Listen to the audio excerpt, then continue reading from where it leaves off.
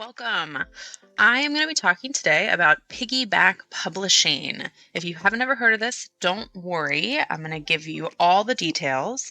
But piggyback publishing is one of my favorite ways to create simple, quick to publish books that already have a built-in fan base.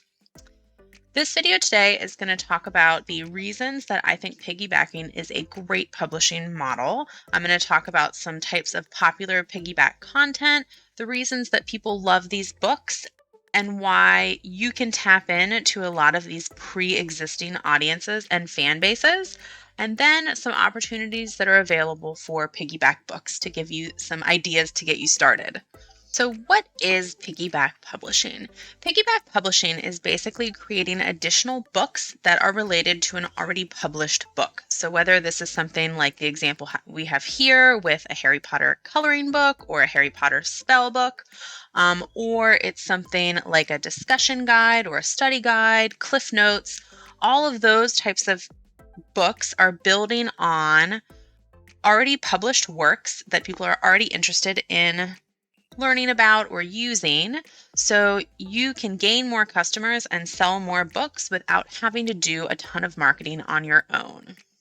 Piggyback books are basically just shortcuts. So people want to understand or appreciate various ideas or various books, but they don't want to read 500 pages, or they don't want to wade through a really complicated essay by Plato, for example. So instead, they're looking for these piggyback shortcuts that are going to give them the basics so they can understand that super complicated Plato essay to talk about it in class without having to read it themselves. Piggybacking is a really great publishing model. It's one of my favorites outside of the low content realm, because you're essentially able to provide a solution. Someone is looking for more content about their very favorite character, Harry Potter, or they're looking for an easy way to really understand a new self-help book that has come out. So you get to provide that solution with your work.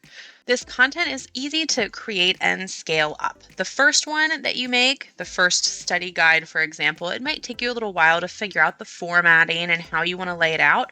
But once you've done that one time, you can copy that same formatting and layout for all the rest of your books. There's a ton of different types of piggyback content. I've already covered plenty of examples, but obviously we've got fiction and nonfiction book summaries. You can do review books, discussion guides, study guides, fan guides. You can create additional content that people might be interested in.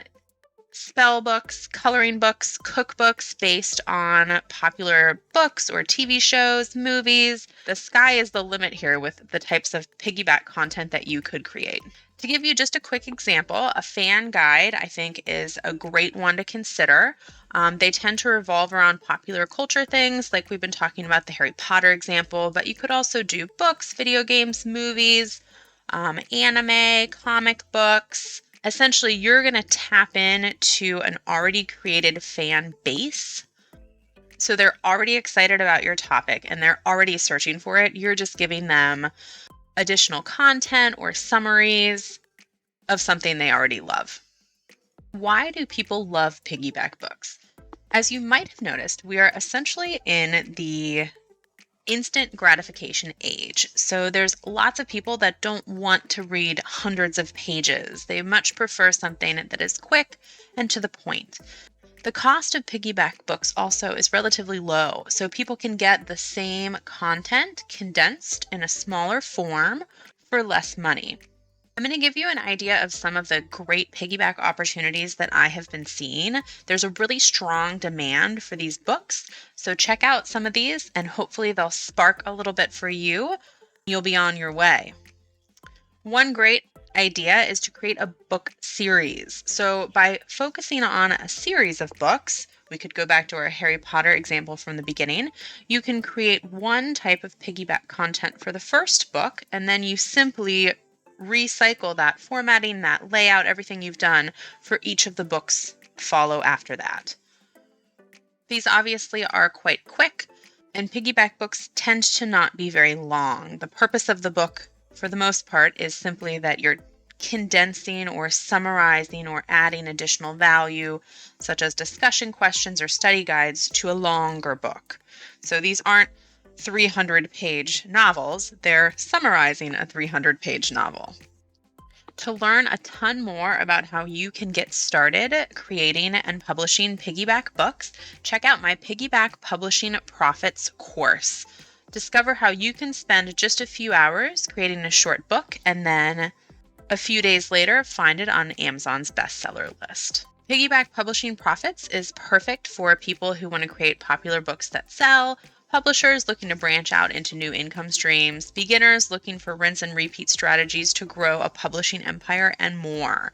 You can get Piggyback Publishing Profits today on my website, amyharrop.com.